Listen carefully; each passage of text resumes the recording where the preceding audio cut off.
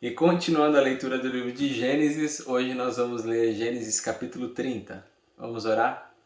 Deus, obrigado pela tua palavra, obrigado porque o Senhor está sempre conosco, obrigado por o Senhor estar comprometido com o nosso crescimento espiritual, por nos ajudar nessa caminhada. Pedimos que dia após dia a gente possa entender mais e compreender mais o Senhor, e não só compreender a respeito do Senhor, mas ter um relacionamento contigo e desfrutar desse relacionamento. Por isso nos ajuda a entender a tua palavra e conhecer mais sobre os teus caminhos. Em nome de Jesus, amém. Gênesis capítulo 30, versículo 1. Quando Raquel viu que não dava filhos a Jacó, teve inveja de sua irmã. Por isso disse a Jacó: dê-me filhos ou morrerei. Por esse versículo a gente vê o valor que as mulheres hebreias davam para essa questão de ter filho. Era uma questão de vida ou morte, era a sua razão de viver, era ter filho e continuar a sua descendência. Jacó ficou irritado e disse: por acaso estou no lugar de Deus, que a impediu de ter filhos? Então provavelmente ele já estava orando pela vida dela e viu que até agora Deus não tinha respondido, e nesse momento ele se sente pressionado de uma coisa que ele mesmo não poderia resolver, e aí ele fica irritado. Versículo 3. Então ela respondeu: aqui está Bila, minha serva, deite-se com ela, para que tenha filhos em meu lugar, e por meio dela eu também possa formar família. Você se lembra de alguma história conhecida dessa? Lembra de Sara, que tenta dar o jeitinho dela e dá a serva Agar para que Abraão faça a sua descendência através de Agar? Ainda assim, Deus decide continuar a descendência da promessa através de Isaac, através de Sara. Por isso ela deu a Jacó sua serva Bila por mulher. Ele deitou-se com ela. Bila engravidou e deu-lhe um filho. Então Raquel disse: Deus me fez justiça, ouviu o meu clamor e deu-me um filho. Por isso deu-lhe o nome de Dan. Nesse versículo a gente vê Raquel atribuindo o resultado da situação, de uma situação que ela criou e ela fez do jeito dela. Muitas vezes, os nossos dias, ao nosso redor, a gente vê muitas pessoas que fazem do seu próprio jeito, sem consultar a Deus, sem pedir a direção de Deus, e quando obtêm um resultado, atribuem esse resultado a Deus. Bila, serva de Raquel, engravidou novamente e deu a Jacó o segundo filho. Então disse Raquel: tive grande luta com minha irmã e venci, pelo que o chamou Naftali. Quando Lia viu que tinha parado de ter filhos, tomou sua serva Zilpa e a deu a Jacó por mulher. Zilpa, serva de Lia, deu a Jacó um filho. Então disse Lia: que grande sorte! Por isso chamou Gade. Zilpa, serva de Lia, deu a Jacó mais um filho. Então Lia exclamou: como sou feliz! As mulheres dirão que sou feliz. Por isso lhe deu o nome de Asser. Durante a colheita do trigo, Ruben saiu ao campo, encontrou algumas mandrágoras e as trouxe a Lia, sua mãe. Então Raquel disse a Lia: dê-me algumas mandrágoras do seu filho. Mas ela respondeu: não lhe foi suficiente tomar de mim o marido? Vai tomar também as mandrágoras que o meu filho trouxe? Então disse Raquel: Jacó se deitará com você essa noite, em troca das mandrágoras trazidas pelo seu filho. Então, para você ver como a situação estava doida nesse capítulo aqui, que elas estão negociando quem é que vai dormir com Jacó aquela noite em troca de mandrágoras, a troca de objetos. Quando Jacó chegou do campo naquela tarde, Lia saiu ao seu encontro e lhe disse: hoje você me possuirá, pois eu comprei esse direito com as mandrágoras do meu filho. E naquela noite ele se deitou com ela. Deus ouviu Lia, e ela engravidou e deu a Jacó o quinto filho. Disse Lia: Deus me recompensou por ter dado a minha serva ao meu marido, por isso deu-lhe o nome de Issacar. É mais ou menos ela dizendo assim: eu fui roubar um banco e na volta um ônibus quase me atropelou, mas graças a Deus eu tive o reflexo de sair. Eu fui salva do atropelamento graças ao roubo do banco que eu fiz. Não, não foi graças ao roubo do banco que você fez, foi graças à misericórdia de Deus. Não foi porque você roubou o banco porque você foi salvo, entende? Então, nada a ver a fala dela aqui. Lia engravidou de novo e deu a Jacó o sexto filho. Disse Lia: Deus presenteou-me com uma dádiva preciosa. Agora meu marido me tratará melhor. Afinal, já lhe dei 6 filhos, por isso deu-lhe o nome de Zebulon. Então a Lia já está com 6 filhos, a serva de Lia, Zilpa, está com 2 filhos, então 8. Temos 2 filhos de Bila, 10. Vamos lá? Versículo 21. Algum tempo depois, ela deu à luz uma menina a quem chamou Diná. Então Deus lembrou-se de Raquel. Essa questão de Deus se lembrar, um Deus onipotente, onisciente, onipresente, ele se lembrar é uma atribuição humana a um Deus dessa maneira, todo-poderoso, a gente já comentou nos capítulos anteriores. Deus ouviu o seu clamor e a tornou fértil. Ela engravidou, deu à luz a um filho e disse: Deus tirou de mim a minha humilhação. Deu-lhe o nome de José e disse: que o Senhor me acrescente ainda outro filho. Então esse é o 11º filho de Jacó. Versículo 25. Depois que Raquel deu à luz José, Jacó disse a Labão: Deixe-me voltar para minha terra natal. Dê-me as minhas mulheres pelas quais o servi e os meus filhos e partirei. Você bem sabe quanto trabalhei para você. Mas Labão lhe disse: Se mereço a sua consideração, peço-lhe que fique. Por meio de adivinhação descobri que o Senhor me abençoou por sua causa. Parece aquela frase que o pessoal chega pra gente e fala assim: Nossa, eu sinto uma energia boa vinda de você. Talvez a pessoa não tenha muito relacionamento com Deus e ela se expressa dessa maneira. Então Labão chega para Jacó e fala: Ó, estou sentindo uma energia, eu vejo que Deus está me abençoando por sua causa. Ele enxerga isso.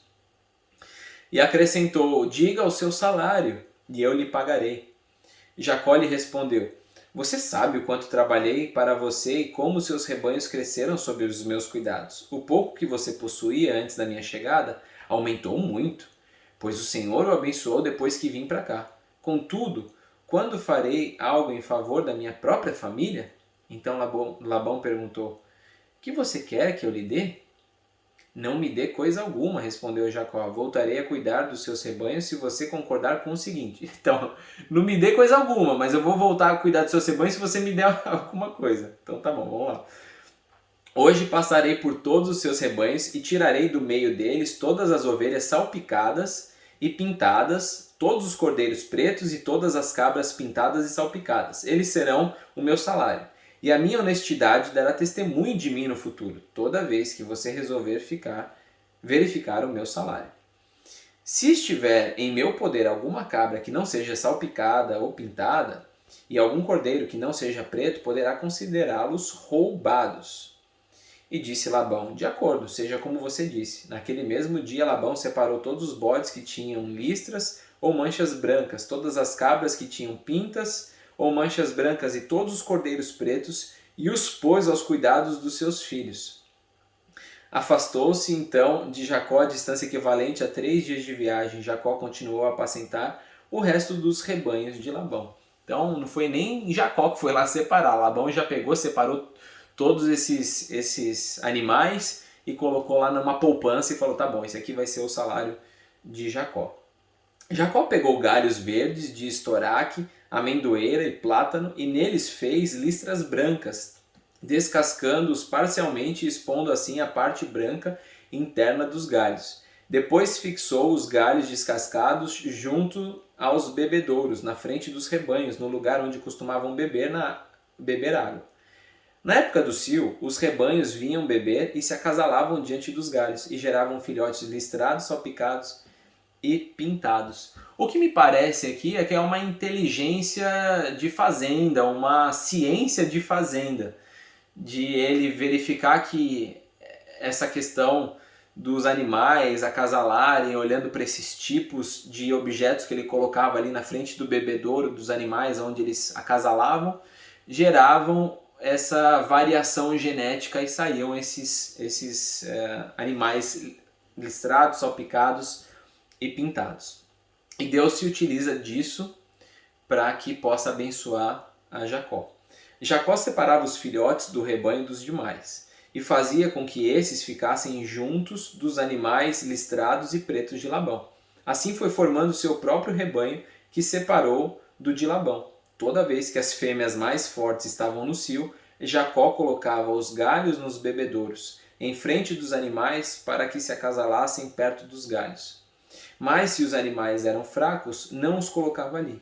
Desse modo, os animais fracos ficavam para Labão e os mais fortes para Jacó.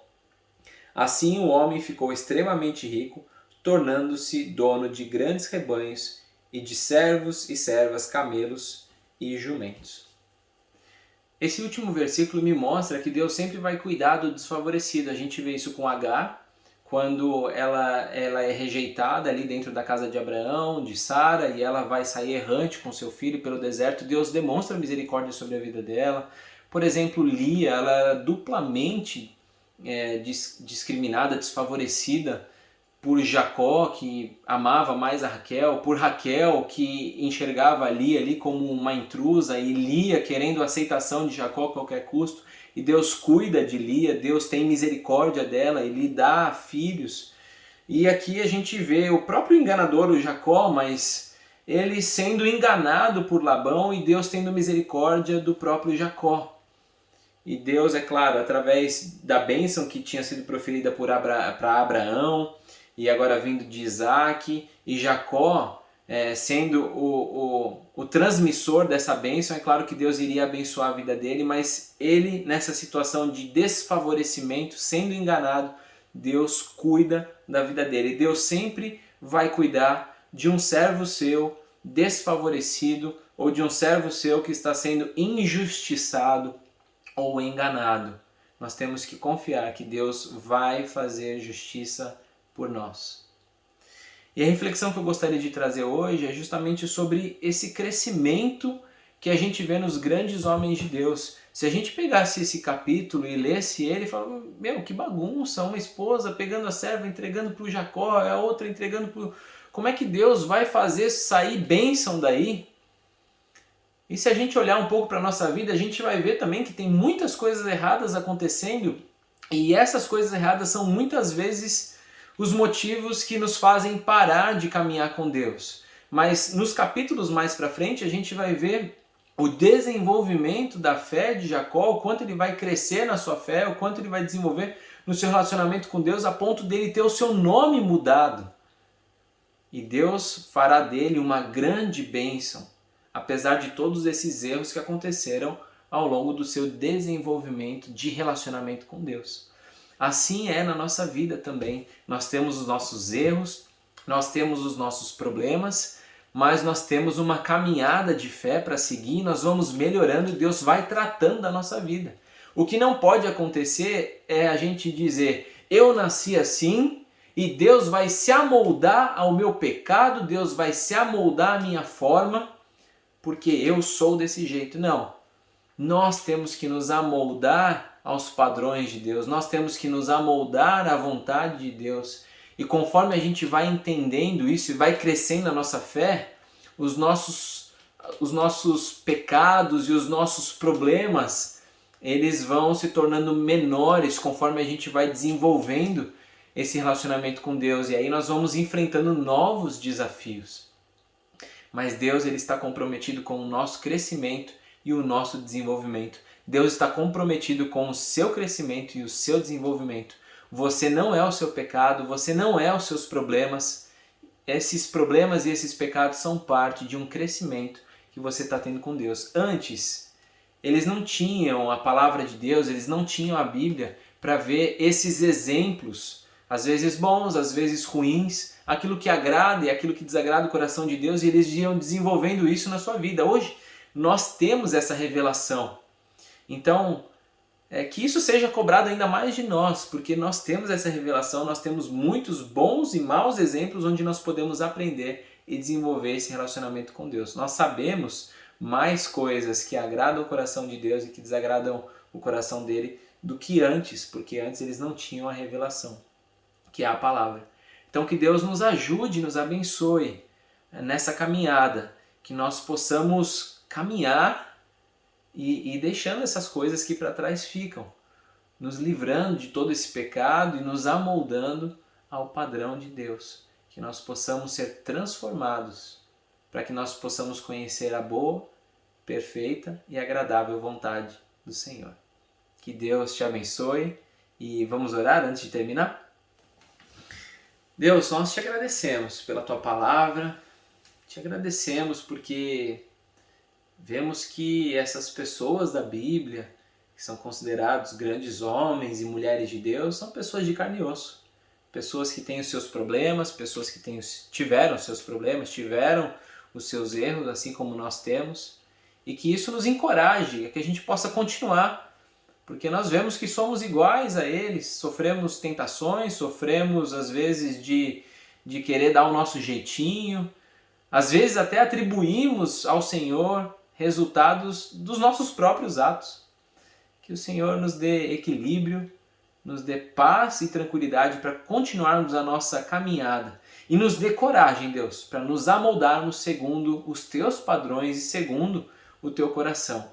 Que a gente não se contente com uma vida medíocre, não tente colocar o Senhor na nossa caixinha. Em nome de Jesus, nos ajude, Pai. Amém. Deus te abençoe e até amanhã, Gênesis capítulo 31.